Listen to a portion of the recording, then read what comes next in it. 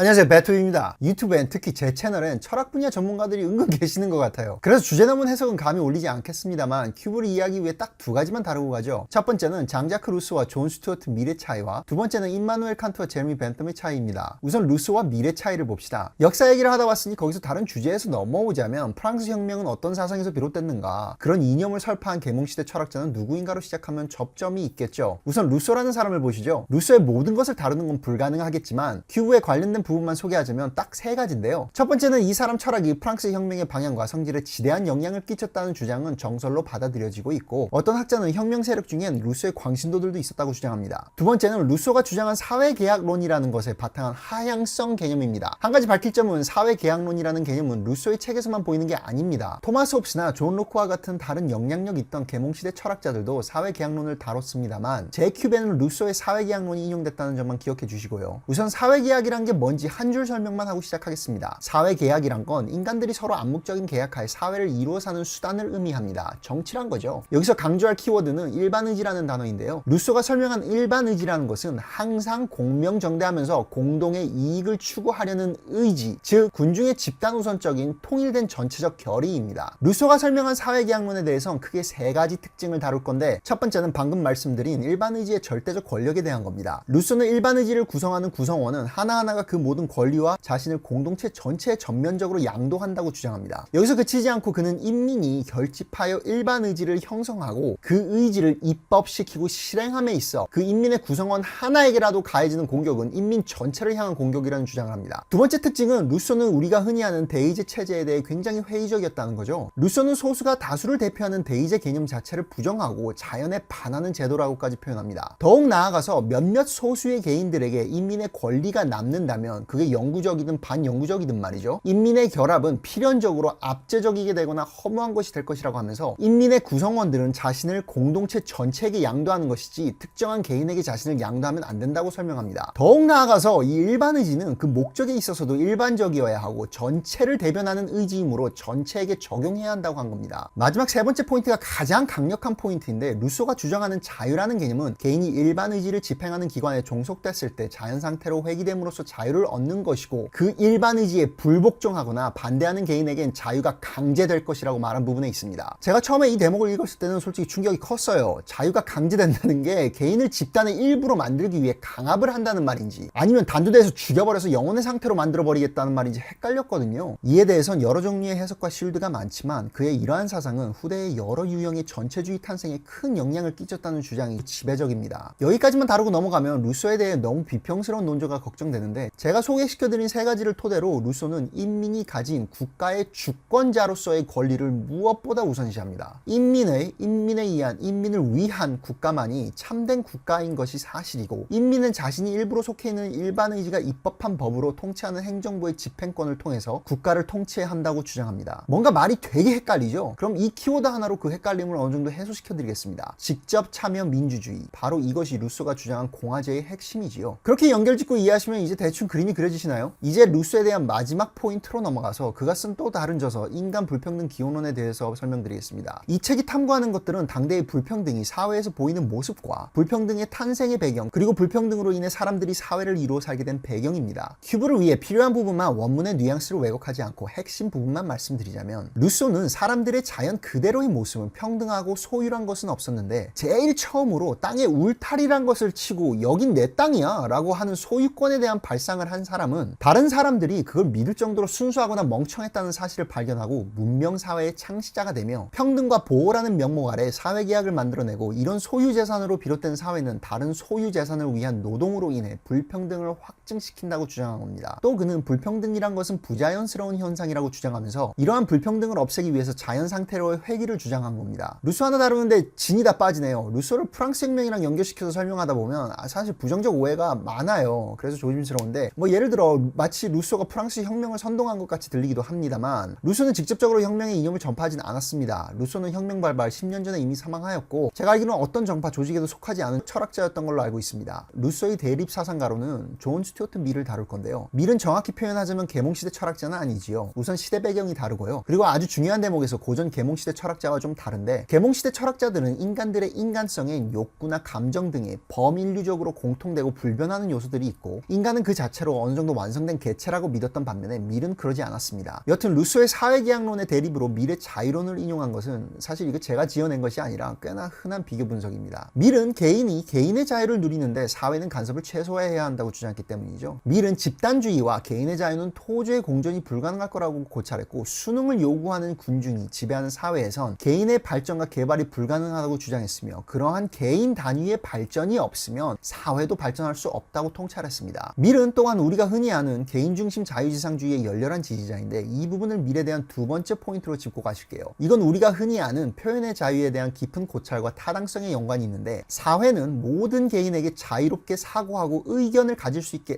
허락해야 하고, 진정한 자유는 무조건 표현될 수 있어야 한다고 주장합니다. 이것은 다수의 횡포로 인한 독단을 경계하기 위해서인데, 사회는 단 하나의 반대 의견도 다수가 침묵을 강요할 권리가 없다고 주장했죠. 다수의 횡포라는 개념은 밀의 저서에서 자주 보이는 표현인데, 복종과 수능을 요구하는 사회 구성원 대다수의 집단 성향을 뜻합니다. 여기서 루소의 일반 의지가 떠오르죠. 이런 표현의 자유에 대한 그의 고찰을 영상을 위해 간략히 요약하자면, 우선 어떤 사회든지 그 사회를 구성하고 사회를 굴러가게 하는 사상이란 것이 있다는 전제로 시작합니다. 하지만 이 사상이 절대 진리라는 보장은 없는 거죠. 소수의 의견을 묵살시키는 사회는 그 사회가 갖고 있는 사상이 그릇될 수도 있다는 가능성도 묵살하고 쭉 그냥 가던 길을 가게 되는 겁니다. 밀은 설령 그 사회를 구성하고 있는 사상이 진리에 가깝다고 하더라도 항상 비평되고 견제되지 않는 사상은 죽은 사상이라고 주장했습니다. 왜냐하면 계속해서 비평되고 견제돼서 발전하고 진보하는 사상만이 참으로 살아있는 아이디어라고 한 것이죠. 그렇기 때문에 설령 한 시점에서 사회가 진리에 가까운 사상을 갖고 움직였더라도 시간이 흘러가면서 소수의 비판도 수용하며 발전해야 하는 겁니다. 마지막으로 가장 강력하게 루소와 다른 부분은, 밀은 루소와는 반대로 오히려 군중의 사상에 대한 이견과 다중에 대한 저항을 사회에 공언하는 것이라 주장합니다. 그냥 근본적으로 루소와 밀은 사고 회로 자체가 다른데, 예를 들어 루소는 정부가 모든 개별 의지를 일반 의지에 일치시키는 데 주력해야 하고, 이를 위해 정부는 시민이 공공교육을 담당해야 한다고 주장합니다만, 반대로 밀은 교육에 의무화는 적극 찬성하지만 정부가 개입된 획일된 공교육 체제는 극렬히 반대한 사람이었습니다. 이것은 개인의 사고의 발달을 균일화시키면 절대 안 된다는 그의 철학에서 비롯된 주장이지요. 이렇게 철저한 개인지상주의적인 밀도 개인의 자유가 정부나 사회에 의해서 간섭받고 규제되어야 하는 상황이 있을 때도 있다고는 했는데, 그것이 밀의 해악의 원칙이라고 하고, 이 부분은 영상 시간상 언급만 하고 다루지는 않겠습니다. 분명히 제가 밀의 핵심은 안 다루고 넘어간다고 생각하시는 분들이 계실 겁니다. 공리주의죠. 공리주의에 대해서는 굳이 한 사람의 아이디어로 다루지 않고 밀, 벤텀, 그리고 스미스를 섞어서 쓰겠습니다. 왜냐면 밀의 자유론도 밀만의 공리주의가 저변에 깔려 있고, 스미스의 국부론도 스미스만의 공리주의가 저변에 깔려 있는데, 둘 다 벤텀의 영향을 받은 것은 사실이고 일일이 다루기엔 제 지식도 부족하고 영상이 너무 길어집니다. 우선 공리주의는 백과사전 정의를 그대로 쓰겠습니다. 공리주의는 인간 행위의 윤리적 기초를 개인의 이익과 쾌락에 추구해두고, 이익의 기준은 개인의 행복이라고 하며, 도덕은 최대 다수의 최대 행복을 목적으로 한다고 주장하는 사상입니다. 그래서 이 공리주의가 Y축에서 집단 우선주의와 사회계약론 그리고 정언명령에 상반되는 곳에 자리 잡고 있습니다. 이 공리주의에 대해서 많은 분들이 부분적으로만 아시고 오해하시는 부분이 있는데, 이걸 제대로 교정하지 않으면 올바른 대칭 구도가 나오질 않아요. 그래서 공리주의에 대한 학론을 풀기보단 가장 만연한 오해 두 가지를 풀겠습니다. 첫째, 최대 다수의 최대 행복을 목적으로 한다면 다수의 폭정이 공리주의에도 적용되는 것 아니냐입니다. 맞습니다. 그래서 방금 소개드린 밀도 다수의 행포에 대해서 고찰하고 경계했어요. 제가 봤던 오해 중에 가장 강렬했던 것은 아마 장기 이식이 엄청 필요한 사회에서 거지들과 빈민층을 장기 농장으로 쓰자는 주장을 절대 공리주의적 사회는 받아들일 거라고 주장하는 거였죠. 하지만 이 오해는 공리주의의 지극히 일부분만을 보고 밀의 개인 자유 최우선 원칙을 제가 설명드린 상향성 프레임에서 보지 않았기 때문에 생겨나는 오해입니다. 각 개인에겐 인간으로서 내재된 자유의 권리가 있고, 그 권리는 어떤 타인도 사회도 단체도 부인하거나 뺏어갈 수 없는 원칙 제한입니다. 그리고 최다의 최대 행복은 이러한 원칙 제한이 고수된 상태에서 각 개인의 행복이 결집되는 거지, 하향적으로 위에서 결론 짓고 아래로 찍어내리는 개념이 아니라는 거죠. 그럼 좀 더 헷갈리는 예를 봅시다. 나는 기호 2번이 너무 좋은데 내가 너무 싫어하는 기호 1번이 당선됐다 이거죠. 나가서 기호 1번을 욕하면 욕을 100배로 돌려먹는다는 거죠. 이건 표현의 자유와 겹치는 부분이 있어서 좀 헷갈릴 수도 있는데, 하지만 본인이 자기 하나 단순히 기분 좋자고 기호 1번을 욕을 하고 싶을 때는 욕을 안 하고 남에게 욕 안 먹는 게 본인에게 더 큰 행복인지, 기호 1번 욕을 하고 욕을 100배 더 먹는 게 본인에게 더 큰 행복인지 판단해서 행동해야 하는 겁니다. 하지만 그게 단순한 욕이 아니라 기호 1번의 비리를 폭로하는 공익성 고발이라면, 그런 걸 폭로함으로써 오는 나의 만족이 사회의 최대 행복에 일조하게 되겠죠. 그리고 이런 경우를 위해 다수는 그 한 명의 침묵을 강요할 권리가 없다고 하는 겁니다. 그럼 공리주의에 대한 두 번째 오해로 넘어가겠습니다. 공리주의에 대한 두 번째 오해는 나만 좋은 거면 좋은 거니까 그러니까 수단과 방법을 가리지 않고 내가 가장 좋아야 한다라는 이기주의가 공리주의와 유사 취급을 받는다는 겁니다. 이런 오역은 이기주의의 쩔은 부패한 사회를 합리화하거나 목적을 위해선 수단과 방법을 가리지 말라는 논조에서 쓰입니다만 밀이나 스미스나 벤텀은 그 어디에도 내게만 이로운 걸로 사회의 최대 행복을 추구하라고 하지 않습니다. 그리고 이걸 이루는데 아주 큰 전제가 하나 있는데 사회의 행복이란 건 제로섬 게임이 아니라는 거죠. 남이 행복하면 내가 불행해지는 게 아니기 때문에 무조건 나만의 행복만 고집할 필요가 없다는 말입니다. 그리고 원조 공리주의 철학자들은 인간들 중에 항상 쾌락과 만족만을 최우선시하지 않고 기본적 덕망이란 것에 신경을 쓰는 사람도 있다고 말합니다. 더 나아가서 이기주의라는 것은 좌파든 우파든 보수든 진보든 그 진영을 떠나서 인간에게 공통으로 보이는 성질 중에 하나죠. 예를 들어 어떤 학자는 이기성은 우리 유전자에 내재된 생존 본능과 직결되어 있는 성질이고 이타심과 관용은 후천적으로 배워야 하는 덕목이라 주장했습니다. 그리고 또 지극히 개인 자유주의 사상을 가졌던 어떤 나라의 건국의 아버지는 정부 체제나 정치 제도와는 무관하게 모든 시민은 기본적인 소양과 인격을 기본적으로 갖추고 있어야 한다고 했습니다. 그래서 결론적으로는 인간의 이기성을 공리주의에 직결시키는 건 결함이 있습니다. 이기적인 동기로 집단주의를 선호하는 사람도 있을 수 있으니까요. 개인주의, 공리주의, 이기주의를 동의어 취급하고 등식으로 묶는 것은 올바른 접근이 아닙니다. 여튼 공리주의 철학자들은 공리주의가 이렇게 이해하기도 어렵고 실천하기엔 더더욱 어려운 개념이기 때문에 사회의 최대 그리고 최다 후생을 판단할 줄 아는 소수에게 힘을 더 실어줘야 한다는 주장도 했어요. 예를 들어 방금 다뤄드린 존 스튜어트 밀이라는 사람은 교육과 재력으로 투표수를 나눈 차등 선거제도를 주장했습니다. 하지만 평등한 참정권은 인간의 본질적 권리에 더 기인한다는 주장과 진정한 공리주의는 엘리티즘을 포용해서는 안 된다는 주장에 패합니다. 흥미로운 사실을 하나 알려드리자면 밀은 여성 참정권 운동이 햇병아리 수준에 지나지 않았을 때 가장 빵빵한 화력으로 지원 사격을 해줬던 철학자 중에 하나입니다. 개인의 자유와 기본권에 대해서 누구보다 투철한 신념이 있었죠. 여튼 그게 개인 자유를 최고 원칙으로 전제한 공리주의고요. 그럼 이제 공리주의의 대조 사상을 짚어보겠습니다. 바로 칸트의 정언명령입니다. 칸트가 다룬 분야는 워낙 방대하고 심오해서 부분만 떼어다 쓰기에 정말 부끄럽습니다만 그래서 지금까지 그랬듯 100큐브 연관 부분만 다루고 방향은 열어두겠습니다. 우선 시작하자면 계몽시대 전에 윤리의 척도는 종교였죠. 하나님의 명령과 율법이 모든 도덕의 기준이 되는 신명론이 있었고 13세기에는 토마스 아퀴나스라는 사람이 그걸 다듬어서 자연법을 만들고 인간이 따라야 하는 법을 3단계의 위계로 설정합니다. 계몽시대 철학자 칸트는 인간을 스스로 사고할 수 있는 하나의 완전한 이성적 주체로 지각하고 지금까진 해석에 따라 천차만별로 엿장수 마음대로 적용됐던 종교적 윤리 체계를 인간의 이성적 사고를 중심으로 정립했습니다. 그래서 칸트의 윤리학은 인간이 선천적으로 갖고 있는 순수한 의지, 곧 선의지가 의무라고 말하는 행위를 도덕적 행위라고 범죄하고 있습니다. 근데 그 정의가 너무 추상적이잖아요. 그래서 칸트는 그 부분에 대한 답으로 정언명령을 제시한 겁니다. 정언명령은 우리가 흔히 알고 있는 가언명령과 반대되는 개념인데요. 더 쉽게 설명하자면 가언명령은 이럴 땐 이러면 이렇다로 상황에 따라 달라지는 윤리적 프로세스고 정언명령은 말 그대로 무조건적이고 절대적인 의무적 윤리체계입니다. 정언명령 윤리체계는 대표적으로 3가지 명령으로 구성되어 있는데 첫 번째 명령은 나의 행동의 근거가 되는 원칙이나 동기가 보편적으로 모든 이에게 똑같이 적용될 수 있어야 한다는 거죠. 요새 유행하는 내로남불이라는 단어를 떠올릴 수도 있는데 그게 다가 아닙니다. 내로남로라고 할 수 있더라도 그리고 거기서 그 남이 당장 내 와이프나 남편이라 하더라도 그리고 어떤 상황에서라도 내가 똑같이 로맨스를 다시 반복할 수 있어야 한다는 겁니다. 다시 말해 단순히 나도 했으니까 너도 해도 돼가 아니란 거죠. 그래서 이 규칙은 칸트의 정언명령이 의무주의적이고 목적주의에 반대라는 것을 가장 잘 나타내고 있는 부분입니다. 자주 인용되는 예가 집을 찾아온 도끼 든 사람 이야기죠. 수진이랑 도연이가 집에 있는데 종민이가 집을 찾아와서 초인종을 누릅니다. 띵동.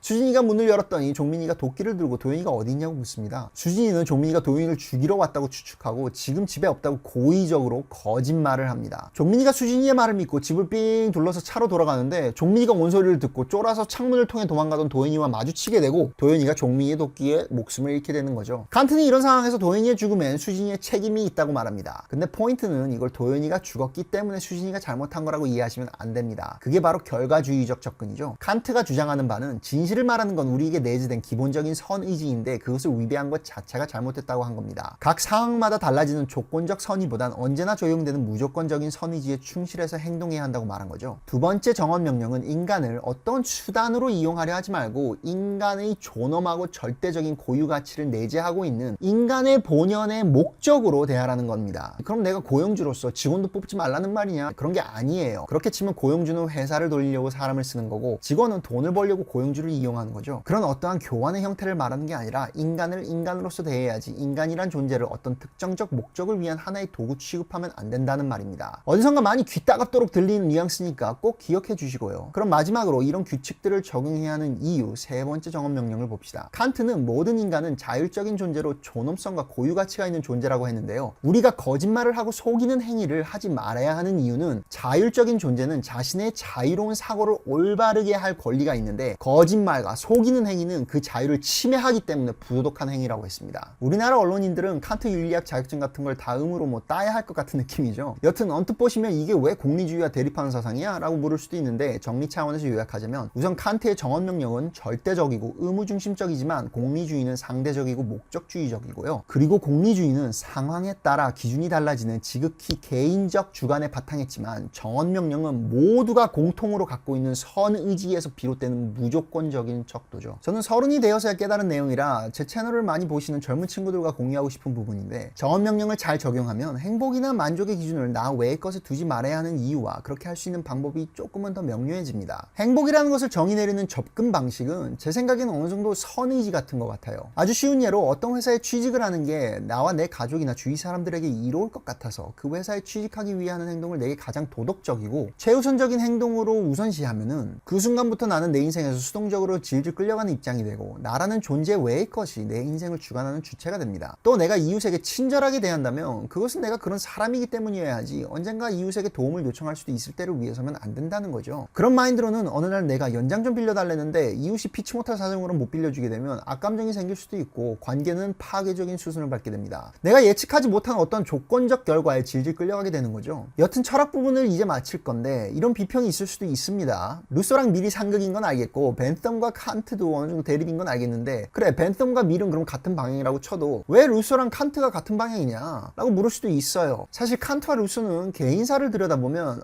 사실 오히려 상극의 사람들입니다. 하지만 칸트가 루소에게 지대한 영향을 받았다는 것은 여러 군데서 발견되고 있어요. 대표적인 예로 칸트의 사회계약론은 루소의 사회계약론과 결과적으로는 많이 다르긴 하지만 칸트는 루소의 일반의지 개념에 어느 정도 동의한 바 있고 인간이 진보를 이루기 위한 과정에서 보이는 행태에 대해서도 뜻을 같이 합니다. 또한 칸트가 루소의 불평등 기원론을 자신의 저서 여러 곳에서 인용한 것도 사실이며 실제로 칸트는 루소가 자신의 사고를 올바르게 잡아줬다고 시인하기도 했죠. 어떤 학자는 루소가 칸트에게 정치 철학이나 윤리학 등에만 영향을 끼친 게 아니라 이념 형성 자체에 영향을 끼쳤다고도 주장합니다. 그 외에도 칸트와 루소의 유사점들은 제가 올려드리는 자료들에서도 쉽게 찾아보실 수 있습니다. 물론 제가 이렇게 말을 한다고 해서 칸트가 루소의 후계자가 된다는 말은 아닙니다. 그렇게 오해하시면 절대 안 돼요. 루소와 칸트는 다른 부분도 많고 결론적인 부분에서는 이견이 많이 보입니다. 이제 철학 얘기가 끝났네요. 반 온 겁니다. 이젠 경제학을 다뤄야 합니다. 경제학을 다루고 나면 각 축을 형성하고 있는 모든 기본 바탕 지식을 아시게 될 거고요. 적어도 배툽 정도는 아시게 될 겁니다. 다음엔 배큐의 사용법도 알려드리겠습니다. 영상을 마치기 전에 한 말씀 드리자면 세상의 모든 주제가 어렵게 말하는 데는 끝이 없어요. 오히려 쉽게 말하는 것과 필요한 부분만 골라서 이해하는 게 더 어려워요. 그런 허세전 권위주의적인 모습에 위축되지 마시라는 겁니다. 쉽게 말하는 사람이 더 대단한 거고 똑같은 것을 읽어도 더 다양하게 해석하고 이해할 수 있는 사람이 더욱더 대단한 겁니다. 그래서 예를 들어 유치원생한텐 부릉부릉 하고 차가 가요 라고 하는 게 옳고요. 중학생한텐 경유를 넣으면 엔진이 기름과 산소의 적절한 혼합을 연소시켜서 피스톤 동력이 발생하면 그걸 기어를 통해 바퀴를 움직인다고 할 수도 있지요. 그리고 대학교 가면 엔진 설계가 엔트로피 생성해주는 영향에 대해 다루고 랭킨 사이클 하나로 일주일 공부를 합니다. 그래서 저는 이걸 보시는 분들이 이런 일련의 주제들은 무조건 어렵고 복잡하다는 생각을 하지 않으셨으면 좋겠습니다. 그냥 어떤 사람이 옛날에 살던 어떤 사람이 주위에 사는 사람 모습을 그냥 말로 설명한 건데 언어의 한계와 번역 과정에서 어려워진 거예요. 복잡해서 가치가 있는 주제가 아니기에 복잡해야지만 가치가 있다는 생각을 버리셨으면 합니다. 제 영상이 어렵다 느껴지셨으면 그건 제 잘못이고 제 능력 부족이니까 죄송하다 말씀드리고 싶고 포기하지 마시고 제가 드린 정보를 바탕으로 더 쉽고 재미있는 영상을 찾아가시라고 권하고 싶습니다. 여튼 다음 영상에선 경제학 얘기로 이어가겠습니다. 배투비였습니다.